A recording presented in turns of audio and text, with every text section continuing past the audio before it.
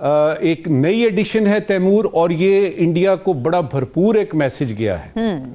इसके ज़िमन में देखिएगा कि ये जो अभी इन्होंने ऑपरेशन सिंदूर किया है ना, आजकल की जो जंगें हैं वो एयर में हो रही हैं जी। आप मिसाइल फेंकते हैं जी, और वो जाके, और इस तैमूर की खास एक बात जो बताई गई है हमें, ISPR ने जो बताई है कि इसकी प्रिसिशन है, यानी निशाने जो है ना वो टारगेट पे निशाना करने वाली बात जो है वो इस सिस्टम में मौजूद है। तो सबसे पहले तो मुबारकबाद उन तमाम साइंसदानों और इंजीनियर्स को जिन्होंने ये किया, और उसके बाद दुआ कि हमारी पाक फौज जो है उसमें इस तरह के इम्तिहानात ना आए कि हमें इस तरह के खौफनाक हथियार जो हैं वो इस्तेमाल करने पड़े। लेकिन अगर किए तो उसमें फिर हमने इंडिया को बता दिया एक दफ़ा फिर से। नजमुल साकिब साहब, एक तो पाकिस्तान का दिफाई निज़ाम, उसमें एक बड़ा ज़बरदस्त एडिशन तैमूर, और दूसरा जो जयशंकर की स्टेटमेंट आई है, फिर से वही रेटरिक दोहरा रहे हैं, एंटी पाकिस्तान इस्लामोफोबिक किस्म का एक नैरेटिव, क्या कहेंगे आप? दो हिस्से हैं आपके सैयदा सवाल के। पहले सवाल में आपने तैमूर का पूछा है, इसके बारे में बात कर लेते हैं। फिर उसके बाद आपने जयशंकर की लेटेस्ट स्टेटमेंट का बताया है, उसके पीछे भी देख लेते हैं क्या है। देखिए, ये 600 किलोमीटर है, और ये आपका जो डिफेंस का सिस्टम है जिसको कि हम, बल्कि मुझे याद आया, मैं पिछले दिनों 2 महीने पहले इसी टॉपिक पे एक जगह पे प्रेजेंटेशन थी मेरी, लेक्चर दे रहा था, तो मैंने इस्तेमाल किया एक एक्सप्रेशन है स्ट्रेटेजिक पैरिटी। अच्छा, उसमें से एक वो जो मेरी तरह का उर्दू यानी मीडियम था बंदा, उसने कहा जी ये स्ट्रेटेजिक पैरिटी क्या होती है, उर्दू में बताएं। तो मैंने कहा इसको तज़वीराती मुसावात कहते हैं। अच्छा, कहते हैं जी ये तो पहले इन्होंने भी मुश्किल हो गया है। तो वो आपने ये देखना है कि स्ट्रेटेजिक पैरिटी क्या होती है। हाँ। कि आपने अपने स्ट्रेटेजिक एसेट्स को इस तरह से करना है कि इंडिया के पास अगर है तो हमारे पास भी हो, ठीक है।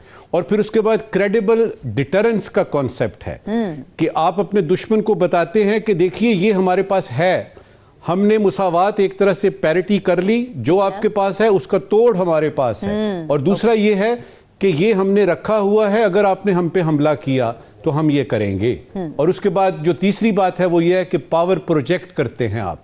अच्छा। तैमूर हो जाए। हाँ। और हमने माजी में देखा, वो तो सीरीज है हमारी, आपकी गौरी है, हतफ है, नसर है, शाहीन है, उसके बाद जनाब अली आपका ये बाबर था, ये राद है, और अभी ये तैमूर, हमारी तो सीरीज चली हैं। और उसमें याद रहे कि न्यूक्लियर डिटरेंस जो है ना, जब से मई 1998 से पाकिस्तान ने भी ये तजुर्बा किया in response to the Indian हिसाब किताब जो उन्होंने किया था पहले, यानी अर्ली 70s में, उससे एक बैलेंस ऑफ पावर जो है ना वो क्रिएट होती है। और ये इसका हमने देखा कि जब आपके पास ये आ गई, इस्तेदाद आ गई, तो उधर से फिर ज़रा सोच समझ के ठीक है हमला करने की बात आती है ना। तो ये वाला जो है ये ख़ास तौर पे एक नई एडिशन है तैमूर, और ये इंडिया को बड़ा भरपूर एक मैसेज गया है।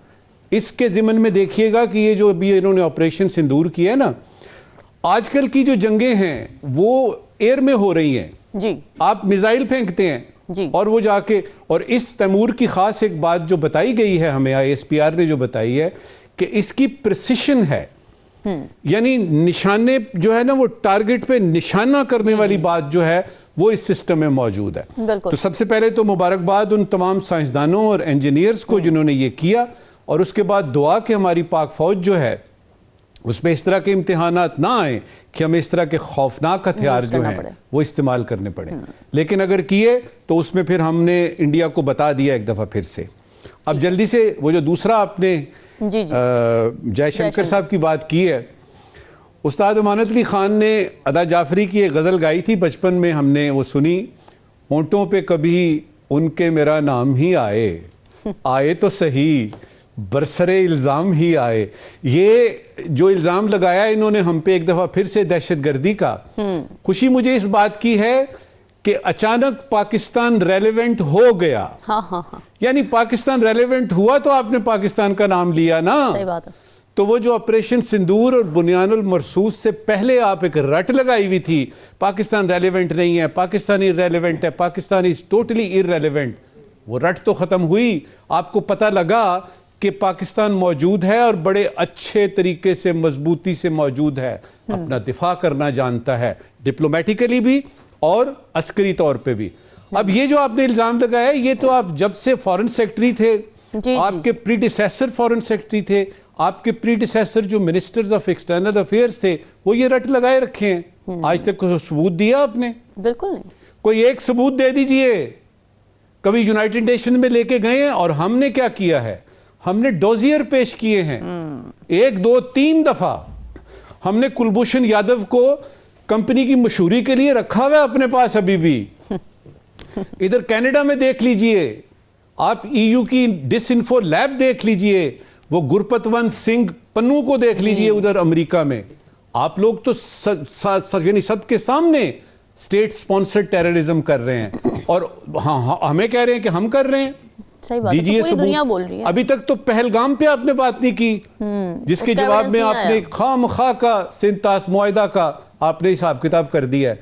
तो आप ये बातें करते रहिए, हमें इससे कोई गरज नहीं और ना दुनिया को गरज है, इसलिए कि दुनिया जानती है कि असल में आपके अज़ाइम क्या हैं। पाकिस्तान के बारे में भी जानती है कि पाकिस्तान अपना सिर्फ दिफा के लिए बात कर रहा है।